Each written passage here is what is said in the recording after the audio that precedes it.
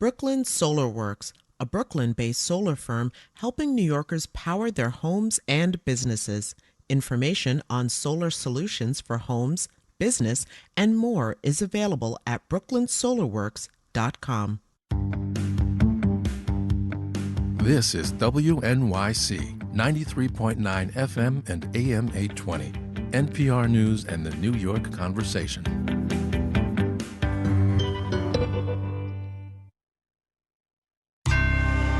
Marketplace is supported by Yubico, makers of the YubiKey. YubiKey helps protect important digital applications and services.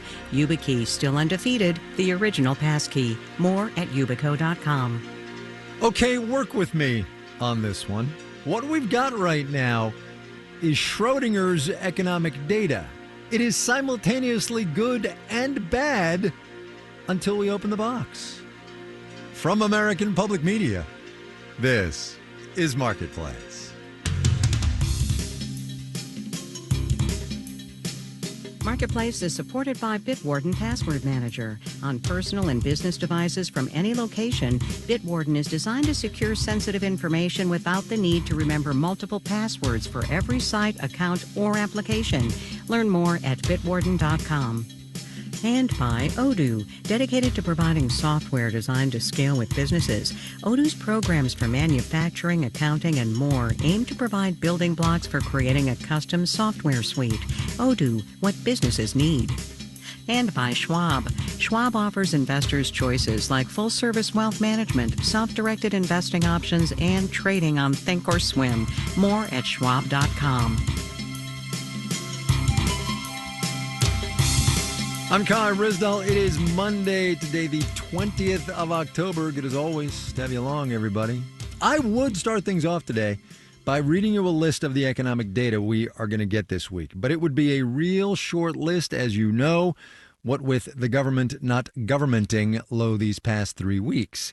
We will get a delayed version of the Labor Department's Consumer Price Index on Friday. Good for the Federal Reserve as it gets set for its interest rate meeting next week, and good for Social Security recipients whose cost of living adjustments depend on it. But the damage being done to the government economic data machine is going to mean not great things for the public and for the private data that this economy relies on. Marketplace's Justin Ho gets us going. Economists have reason to be concerned about upcoming government data releases, including the Consumer Price Index. The Bureau of Labor Statistics, the BLS, which puts out the CPI, their operations have essentially been curtailed. That's Liz Ann Saunders, chief investment strategist with Charles Schwab, a marketplace underwriter. Saunders says the big concern is that government workers haven't been collecting price data this month. Same goes for jobs numbers. Once we get the October report, that is obviously not going to be clean data because the government was shut down for that period. That's because even if the government finally cobbles together a report, the data might be less reliable, says Minzy Chen, an economics professor at the University of Wisconsin. The question is, how much of it is sort of backwards looking? How much is guesswork? How much is just like related to other series that they think are correlated with the missing data? The government shutdown is affecting private sector data too. Justina Jabinska-Lamonica is senior manager of business cycle indicators at the Conference Board. Her company was supposed to release a report today called the Leading Economic Index, which relies on government data that hasn't come out. So the Conference Board held off. We don't want to publish something which is not up to the standards we're standing behind.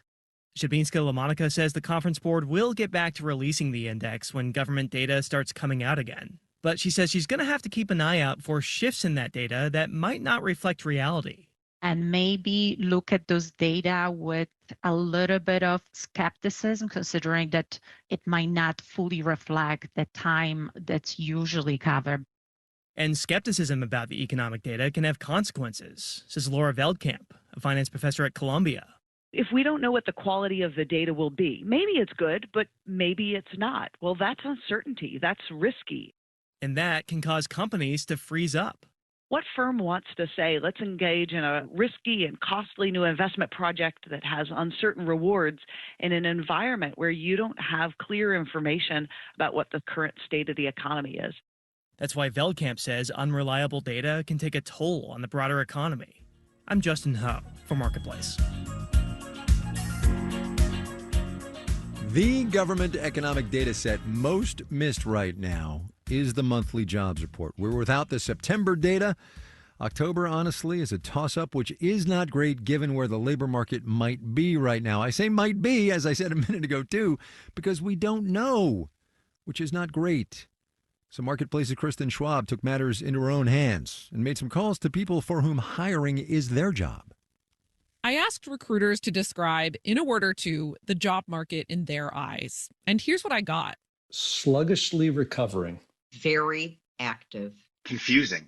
Quite a mix, because there's a split in the job market that echoes something happening in the greater economy. This K-shape, where higher earners are thriving and everyone else, not so much.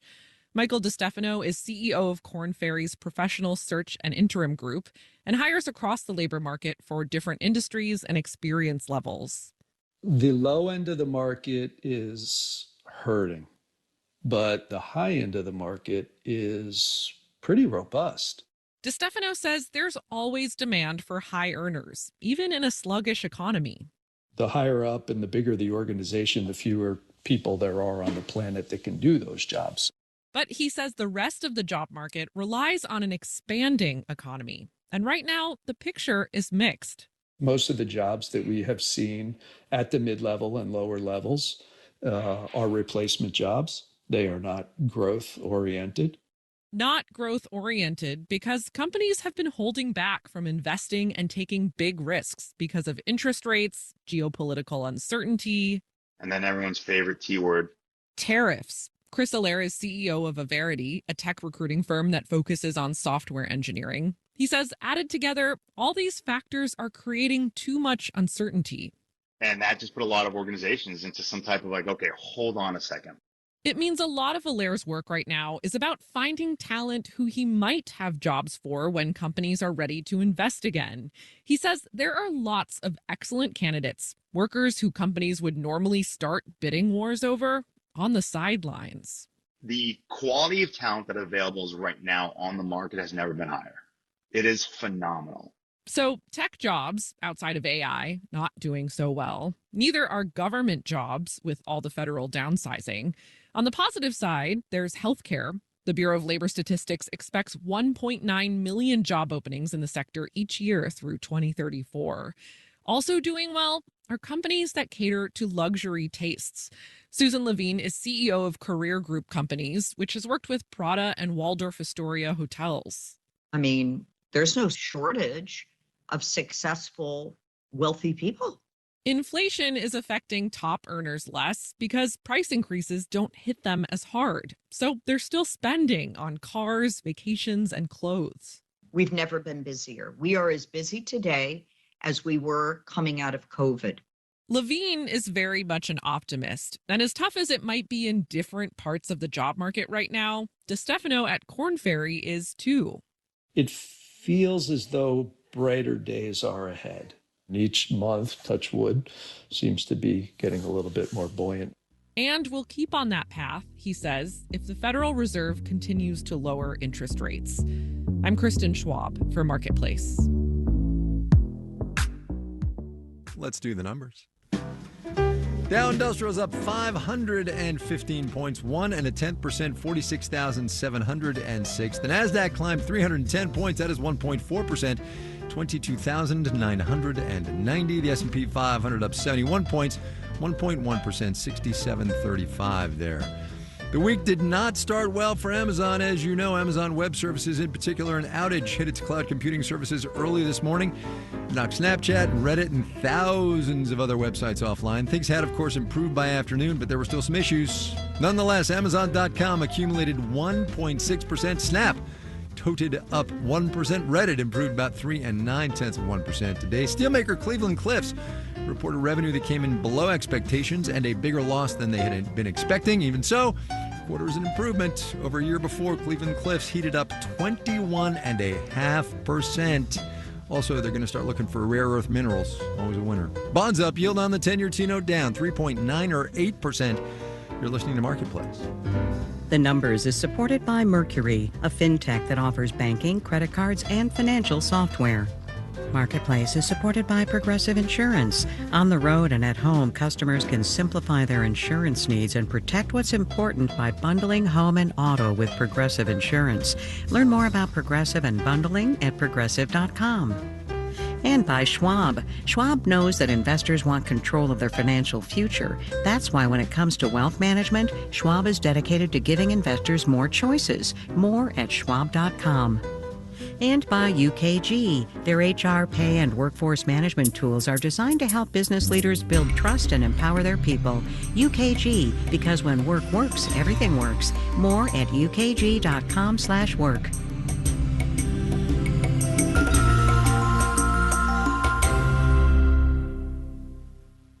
They cut our funding, tried to silence us, because the truth can be uncomfortable. But here's what we know. You can't defund curiosity. You can't defund tough questions. And you can't defund the truth. For decades, WNYC has asked the hard questions, held power to account, and uncovered what others try to hide. We're not stopping now. But to remain a beacon for free speech and civil discourse, we need you. Because you believe in independent journalism and that the truth matters, this is the moment. You can't defund the truth, but you can defend it. Donate today at WNYC.org and go public with your support. You can also call 888-376-9692. But we are asking that you do contribute and hopefully become a sustaining member here at WNYC, because what we're looking at with the loss of federal funding through defunding from Congress, we're looking at a loss of $3 million, nearly $3 million. But every year, it's a budgetary thing. It's not a one-time loss that we've got to make up and say, well, we're done with that defunding.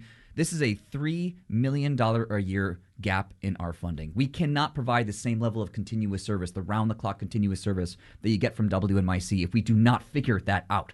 So that's why we're asking you to become a sustaining member, because we can better plan for the future. If you become a monthly contributor to WNYC, then we can say, okay, now we can say, of that $3 million, this is how much of that gap that we plugged, because this is how much revenue is coming in every single month, right? It's just math. And that's what we're asking you to do, is stand up and be a part of the solution and be a part of breaching that gap, which has been blown in the side of WNYC's budget because of that defunding from Congress. So stand up for WNYC right now. Stand with us and keep this going by calling 888-376-9692. You can also go online to WNYC.org. The world can feel pretty overwhelming. It's easy to feel helpless. I mean, there are so many things that are out of our control, whether it is a government shutdown, whether it is, the subway isn't running today, whether we are unhappy in our lives for whatever reason. There's a lot we can't control, but what we can control is supporting public radio. We can control turning on the dial or turning on the app every day to be informed, to hear stories that delight us, that also sometimes give us a respite from the depressing news, because it's all about balance.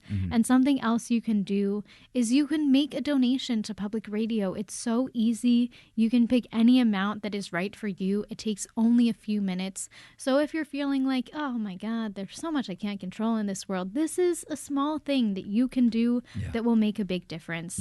So go right now to WNYC.org. Go to the app or call 888-376-9692. If you're not already a sustaining member, become one.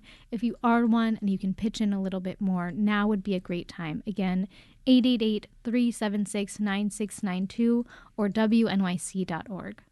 And that makes you feel how? Embarrassed, ashamed. So let me get this straight. You've been supporting WNYC for a while, but then you got a new credit card and you never let WNYC know.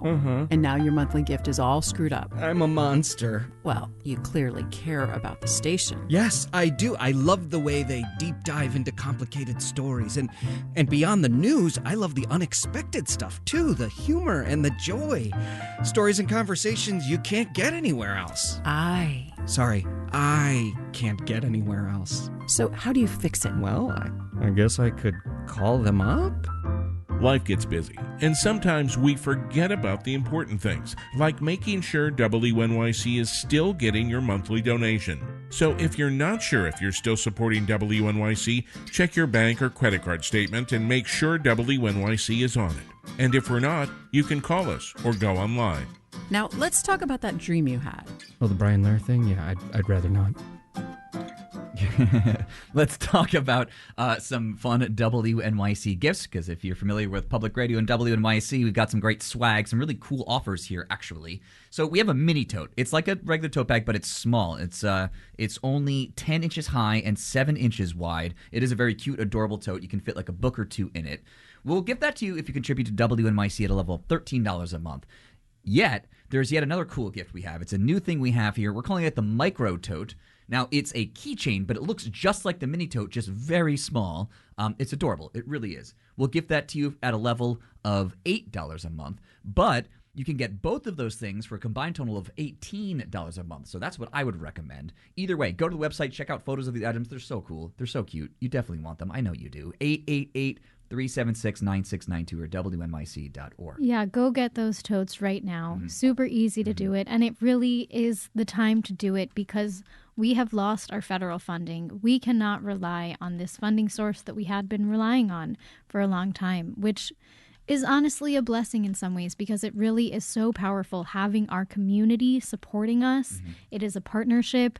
That is where you step in right now by going to WNYC.org and making that donation, or you can call 888-376-9692. And thank you so much for your support. This is Marketplace. I'm Kai Ryssdal. The big oil services companies are getting their ride on the earnings report merry-go-round this week. Halliburton makes its announcement tomorrow, Baker Hughes later in the week. These are, of course, the companies that do the actual drilling and fracking in places like the Permian Basin out in West Texas. And it has been a tougher business of late with low prices for a barrel of crude. West Texas down around $57 today. Also, an oversupplied global market. Marketplace Elizabeth Trovall has more on that one. Oil services companies do a lot for the BPs and Chevrons of the world, like drilling. Dan Pickering is with Pickering Energy Partners. A drilling rig sits out there and helps you drill 2 miles into the earth. You're putting pipe down that hole. That rig would cost anywhere from between $20 and $40 million. Rigs run 24/7 and can drill 2 to 4 wells per month. Just one employs dozens of people. The companies that own them compete for drilling contracts. So when the market is soft like it is now, they don't want their high-cost equipment gathering dust in some stockyard. And therefore, pricing gets competed down, and that's what's been happening for the past year. Because of global oversupply, U.S. crude oil has been priced in the high 50s, below the break-even point for a lot of oil companies, says analyst Saurabh Pant with Bank of America Securities. A lot of people are not making money at below 60, right? So they're not going to drill, and that's going to show up in the rig count. That's going to show up in the revenue for our companies. But this is more of a North America thing because of higher break-even points and faster drilling cycles. But companies with big footprints outside the U.S. are in better shape because it can take years to develop new projects, so they're less affected by oil price swings, says Gregory Brew with Eurasia Group. In some areas, they're not expecting to be dinged quite as badly. In places like Guyana, for instance, activity is likely to remain fairly robust. And even in the U.S., there's still an upside to consider for oil services companies. The sentiment on the gas side, particularly in the U.S., is still very strong. Rig count for gas continues to increase or remain fairly steady even as the oil rig count falls. Companies need to get that natural gas out of the ground to power growing electricity demand, whether it's shipped abroad via LNG or used in natural gas plants domestically. I'm Elizabeth Trovall for Marketplace. Earnings season is kind of like a smorgasbord. You get a little bit of everything as publicly traded companies fulfill their obligations to securities law. Netflix reports tomorrow. The streaming giant has been rolling out a bunch of new offerings beyond its standard TV show and movie library. You got more live sports, video games, podcasts too, hello? And Netflix being, Netflix, all the other streaming platforms are watching them pretty closely. Marketplace's Daniel Ackerman looked into what it takes to get a leg up in the streaming wars these days. Fans of the steamy Netflix dating show Too Hot to Handle can write their own love story in a mobile game version of the show. Available exclusively to Netflix members age 17+. All of this is about brand extension. Jawad Hussain is with S&P Global Ratings. You take a piece of content and you expand it out, and then you can monetize it in so many different ways, and you can extend the franchise life. He says it's like how Disney has mastered the art of making a movie, then selling its characters on t-shirts and toys, and coaxing families to visit Disney World. Netflix is going in person too with Netflix Houses for movie screenings and photo ops with your favorite characters. All of these efforts are to increase engagement. Alicia Reese is with Wedbush Securities. She says Netflix wants to keep people watching for longer, in part to sell more ads. Then to do that, they have to have a pretty broad array of content. And with such a massive global footprint, those tastes vary pretty widely. Reaching the widest possible audience is a somewhat unique strategy. Analyst Dan Rayburn says other platforms are going more niche.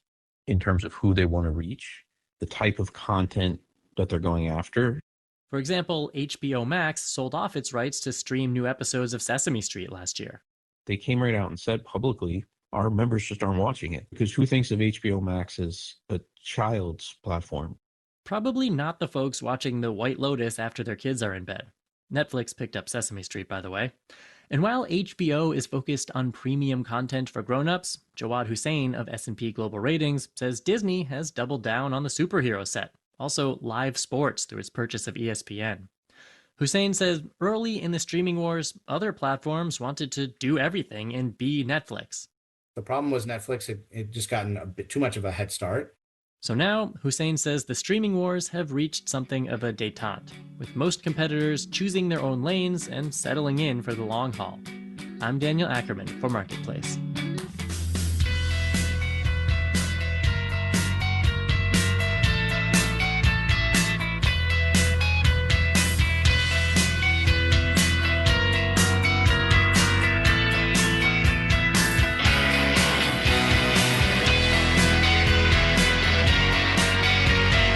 Marketplace is supported by LHH. LHH empowers professionals and organizations to achieve their ambitions and secure lasting impact through custom advisory services and talent solutions. LHH, a beautiful working world. Learn more at lhh.com/beautiful. And by Revenued, providing working capital for businesses whose cash flow is holding them back. Revenued approves businesses based on revenue, not credit, and funds can be approved and available in just one day. Visit getrevenued.com. This final note on the way out today, in which the operative number is $3.89 trillion. That's in dollars, and it's Apple's market capitalization as of the close today. This close, given, $100 billion or so, to making it just the third publicly traded company with a valuation topping 4, with 12 zeros after it. The iPhone 17, it seems, is the rainmaker here. Amir Bibawi, Caitlin Esch, John Gordon, Noya Carr, Amanda Petra, and Stephanie Seek are the Marketplace editing staff. Kelly Silvera is the news director. And I'm Kai Risdal. We will see you tomorrow, everybody.